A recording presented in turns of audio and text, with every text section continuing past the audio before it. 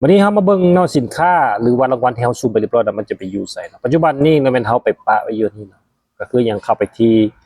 เนาะนี่เจนนี่เนาะเจนตัวนี้นี่เข้าไปทั้งเจนนี้ก็ได้เนาะก็จะเห็นรายการทรัพย์สินของข้อยอยู่รูปนี้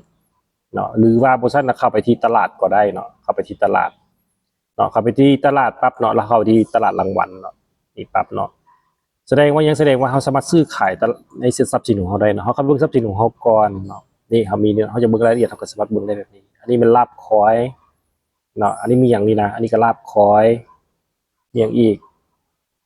มีคูปอง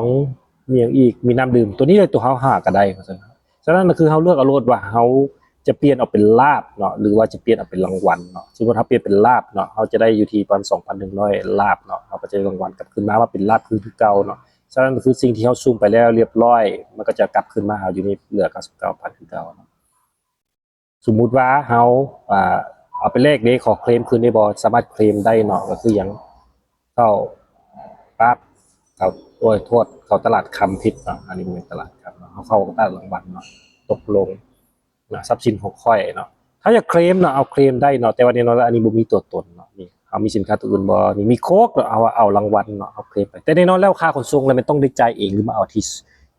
ศูนย์ของการเฮาเท่านั้นเนาะ